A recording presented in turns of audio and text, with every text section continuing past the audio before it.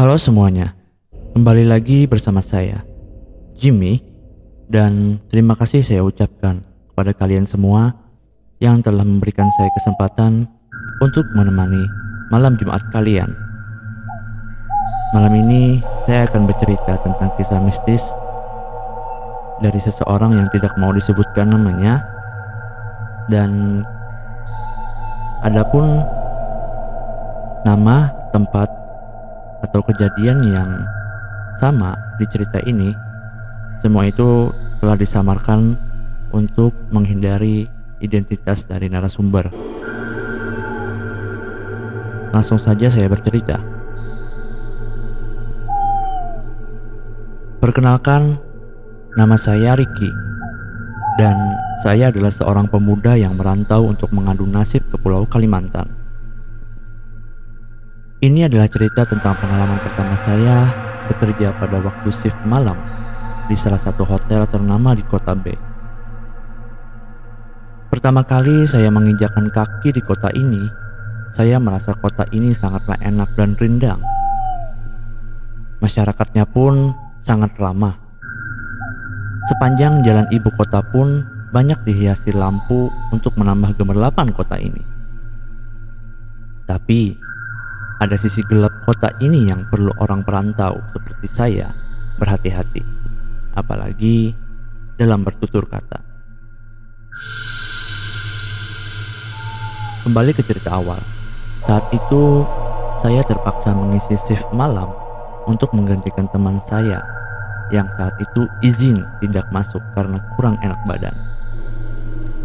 Ketika cerita ini ditulis, saya baru bekerja selama 1 bulan di hotel ini. Pekerjaan saya di sini adalah sebagai waiters, dan sebagai waiters bagi saya susah-susah gampang. Susahnya adalah kita harus selalu sedia ketika disuruh-suruh oleh tamu hotel. Mending kalau dapat tamu yang ramah. Kalau dapat tamu yang rewel, ya pasti kesel dan ngedumel di dalam hati. Di hotel ini saya ditempatkan di bagian restorannya. Dan inilah enaknya. Kalau makanan tamu restoran tidak habis alias masih banyak tersisa, kami para karyawan boleh memakannya, asal dengan seizin manajer restoran. Malam itu sejujurnya perasaan saya kurang enak, karena saya belum pernah bekerja pada waktu shift malam. Suasana sangat sepi, karena hanya ada saya, kasir, dan 2 asisten dapur. Karena saya orangnya penakut, saya tidak ingin sendirian, apalagi berpikir yang aneh-aneh. Sempat juga saya mendengar tentang rumor yang diceritakan beberapa karyawan tentang hotel ini, terkhusus di lantai 4. Katanya beberapa karyawan sering diusili oleh makhluk penunggu lantai itu. Mulai dari penampakan sampai hal-hal yang sangat mengganggu. Sudah pernah juga didatangkan paranormal untuk mengusir penunggu di lantai itu, tapi hasilnya nihil. Dia tetap tidak mau pergi. Katanya dulu pernah ada wanita yang meninggal secara tragis di dalam sebuah kamar dengan kondisi tangan serta kakinya terikat dan tubuhnya terendam tanpa sehelai kain pun di bathtub kamar hotel. Yang paling mengerikan adalah mulutnya yang robek menganga sepanjang garis pipi. Tidak tahu apa motif pelaku dalam membunuh wanita tersebut hingga begitu sadis. Rumornya mengatakan wanita itu adalah seorang rentenir yang mematok bunga tinggi kepada orang yang meminjam uang kepadanya. Mungkin ada salah satu korbannya yang dendam padanya, hingga dia tega membunuhnya dengan sekeji itu. Saya pergi menghampiri kasir yang berada di depan saya. Namanya Mbak Dina, dan dia ini sama penakutnya dengan saya. Dia 6 bulan lebih dulu daripada saya yang bekerja di restoran ini. "Rick, kamu jangan suka ngomong yang aneh-aneh ya kalau lagi shift malam," kata Mbak Dina. "Emangnya kenapa kalau saya ngeyel, Mbak Din?" "Lah, udah dibilangin juga pokoknya jangan deh. Entar aku nggak mau tahu kalau ada penunggu di sini yang nggak suka dengan kamu ya. Duh mbak, jangan bawa-bawa penunggu ah. Saya kan jadi parno. Mana masih jam segini lagi. Saat itu jam masih menunjukkan jam 11.45 malam. Di sela-sela perbincangan, kami berdua dikagetkan dengan bunyi telepon berdering. Lalu, dengan cepat Mbak Dina mengangkat telepon itu, karena siapa tahu ada tamu hotel yang mau pesan makanan. "Selamat malam, ada yang bisa saya bantu?" kata Mbak Dina. "Selamat malam juga, saya mau pesan makanan, bisa Mbak?" Nampaknya balik telepon itu adalah seorang wanita. "Oh, bisa Bu. Mau pesan makanan apa ya Bu?" "Saya mau pesan nasi goreng 1, teh panas 1, sama hot cappuccino 1 ya Mbak." "Oke Bu, sudah saya catat. Saya ulang pesanannya ya Bu. Nasi goreng 1 plus teh panas 1 plus hot cappuccino-nya 1 ya Bu. Sebelumnya maaf atas nama siapa dan kamar nomor berapa ya Bu?" ucap Mbak Dina dengan ramah. "Oh iya lupa, atas nama Bu Andin, kamar 410. "Terima kasih Bu, segera waiters kami akan mengantarkan ke kamar Ibu." "Oke Mbak, ditunggu," sahut Mbak Andin mengakhiri percakapan di telepon. Setelah semuanya telah siap, pesanan pun langsung menuju kasir. Lalu saya dengan wajah gelisah dan resah harus mengantarkan pesanan itu ke lantai 4 yang konon katanya terkenal ada penunggunya itu. "Mbak, ini diantar ke kamar 410 yang di lantai 4 itu ya Mbak?" kataku dengan nada agak sedikit takut. "Iya Rik, ini bilnya ya. Hati-hati ya Rik, dan selamat bersenang-senang ya." Mbak Dina nampak senang sekali melihat saya ketakutan. Untuk mengantarkan pesanan ke kamar tamu, saya memilih melewati lift bagian belakang. Karena kebetulan kamar 410 adalah kamar yang berada di lorong ujung. Suasana hotel malam itu sudah sangat sunyi sekali. Ya, memang karena waktu sudah menunjukkan jam 12:10. Sesampainya di depan lift, perasaan saya semakin merasa tidak nyaman. Saya berharap tidak ada kejadian apa-apa malam ini. Pintu lift terbuka dan saya langsung saja masuk sambil mencoba menenangkan diri dengan bersiul pelan agar saya merasa tidak terlalu tegang. Lift pun perlahan mulai naik menuju ke lantai 4. Pintu terbuka dan saya pun bergegas mengantar pesanan ke kamar 410. Letak kamar 410 ini kebetulan terletak di paling ujung lorong sebelah kiri. Itulah yang semakin membuat saya resah dan berkeringat dingin, karena kamar 410 itu tepat berhadapan dengan kamar bekas kejadian tragis yang saya ceritakan tadi. Dengan langkah cepat, saya menuju kamar 410 untuk mengantar pesanan. Baru beberapa langkah saja, saya sudah disambut hal yang sama sekali tidak saya inginkan. Seolah makhluk itu mengetahui ada kedatangan saya ke lantai tersebut. Tiba-tiba saya mendengar suara seperti seseorang yang sedang menangis ringkih dan terseduh-seduh. Saya tidak tahu asalnya dari mana suara itu berasal, tapi yang saya ketahui adalah kalau dari suara tangis itu adalah suara orang yang menangis kesakitan.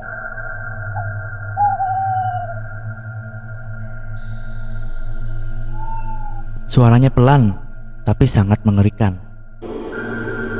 Saya semakin gak karuan. Ingin rasanya saya cepat-cepat balik dari lantai ini. Dengan keberanian yang tersisa, saya mencoba berpikir positif. Mungkin ada salah satu tamu hotel yang lagi berantem sama pasangannya, dan suaranya terdengar sampai keluar kamar dalam benak saya. Akhirnya tiba di depan kamar. Dengan nafas yang ngos-ngosan, saya pun mengetuk pintu. Ya, walaupun saya ketakutan saat itu, tapi rasional saya tetap normal dan saya bersikap profesional dan tidak menghiraukan masalah tadi. "Room service," ucap saya sambil mengetuk pintu. "Iya, tunggu." Lalu pintu pun terbuka. "Permisi Bu, mau antar pesanannya?" Dengan wajah setengah tersenyum menahan takut. "Iya Mas, silahkan masuk aja. Taruh aja ya Mas makanannya di depan TV," kata Bu Andin terlihat bingung melihat ekspresi saya. Setelah saya meletakkan makanan pesanan Bu Andin, saya langsung menuju depan pintu sambil menanyakan untuk pembayaran pesanan makanan tadi. "Mohon maaf Ibu, ini bilnya. Mau cash atau dimasukkan ke tagihan kamarnya Bu?" "Cash aja Mas, tunggu saya ambil dompetnya." Selagi Bu Andin mengambil dompetnya, entah kenapa ekor mata saya menangkap bayangan putih yang berada di ujung lorong sebelah kanan. Saya tidak ingin melihatnya langsung, dan ketika Bu Andin kembali di kehadapan saya untuk menyerahkan uang pembayarannya, "Ini Mas uangnya, kembaliannya ambil aja buat Mas."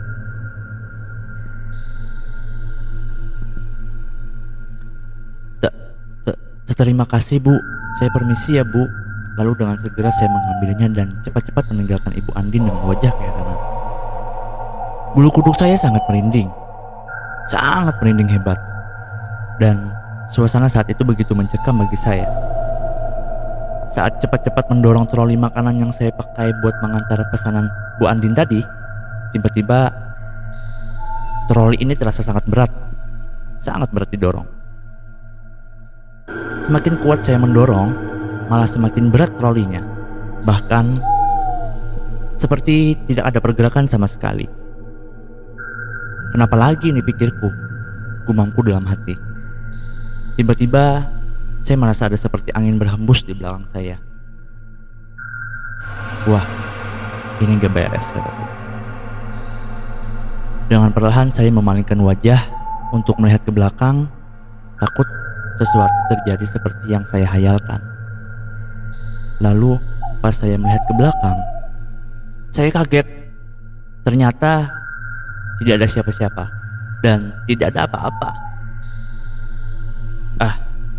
Itu cuma hayalanku saja ternyata. Gak ada yang menakutkan kok di sini. Dengan sombongnya saya berkata seperti itu.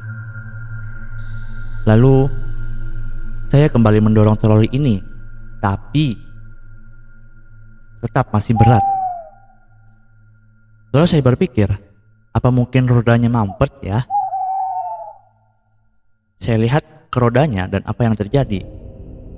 Rodanya tidak bisa berjalan maju karena tersangkut rambut hitam panjang lusuh yang berserakan di sepanjang lorong kamar. Saya sangat ketakutan dan tidak tahu harus berbuat apa. Dari mana rambut ini berasal? Kenapa mendadak ada rambut? Padahal saat saya datang tidak ada terlihat rambut sehelai pun. Kengerian ini tidak terhenti di situ saja. Tiba-tiba terdengar suara dari balik tudung saji yang saya pakai buat menutup makanan. Seperti itu suara. Dengan keberanian dan rasa penasaran yang luar biasa, saya angkat tudung saji itu dan benar saja, saya kaget setengah mati sampai kaki saya lemes selemes-lemesnya. Saya melihat kepala seorang wanita tergeletak di atasnya dengan rambut acak-acakan.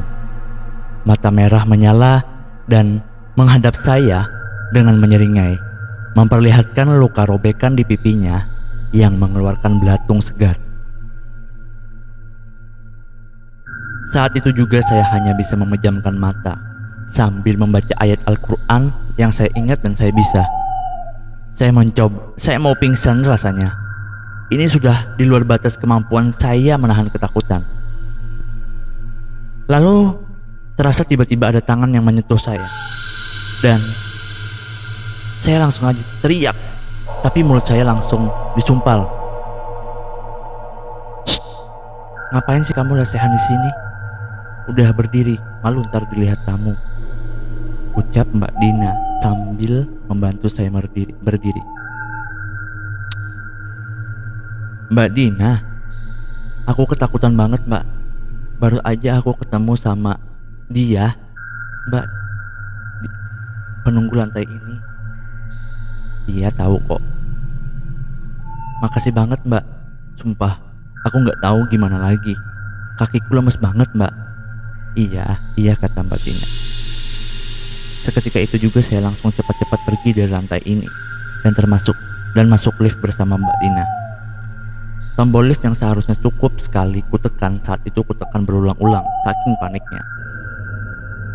Pas di lift, saya masih heran. Kok Mbak Dina mau samperin aku? Biasanya kan dia ogah-ogahan, apalagi kalau diajak ke lantai ini. Dia kan penakut banget, tapi kok ini dia sok berani. Lalu saya melirik ke Mbak Dina dan dia terlihat pucat sekali. Gak seperti biasanya dia pucat, padahal dia itu tiap saat dandan mulu, gumamku dalam hati. Mbak Dina, tumben kok mbak wajahnya pucat. Dia diam dan kukira dia marah. Lalu kupegang saja pundaknya dan berpindah ke depannya. Dan apa yang kulihat? Saat ini di depan ini bukan Mbak Dina yang kulihat, melainkan makhluk itu yang menatapku sambil tertawa menampakkan mulut robeknya sekali lagi. Seketika itu juga aku pingsan, tak sanggup menahan gangguan yang bertubi-tubi ini. Esoknya aku terbangun di ruang istirahat karyawan, lemes dan kepalaku sakit banget. Aku masih ingat, pas aku pingsan, posisiku masih di lift dan sekarang sudah di ruangan ini. Lalu ada suara orang mengetuk pintu. Rick, udah bangun belum? Ini aku, Dina. Dung. Aku masih shock pas mendengar itu suara Mbak Dina yang mengetuk pintu.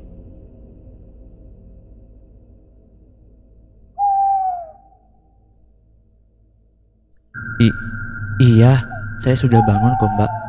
Masuk aja mbak, sangat kulirik. Mbak Dina pun masuk dan menjelaskan semuanya kenapa saya bisa ada di sini. Katanya saya pingsan di lift dan kebetulan ada karyawan yang melihat saya lalu digotongnya ke ruangan ini.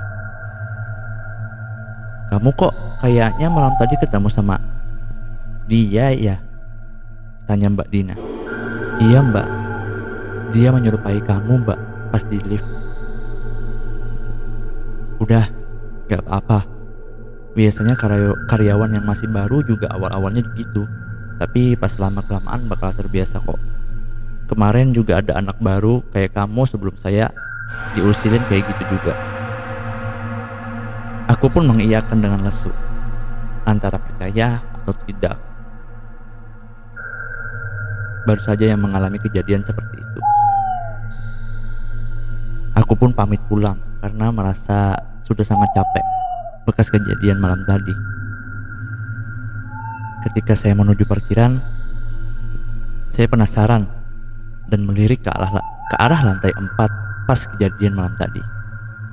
Saya melihat ternyata ada sosok dia yang menyeringai ke hadapan saya sambil melambaikan tangannya. Saya langsung bergidik ngeri dan pergi secepatnya meninggalkan hotel. Sekian cerita saya malam ini. Saya Jimmy. Let's find out.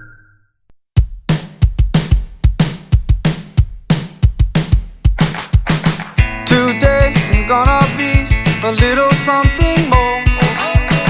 I've got a plan in mind, a special thing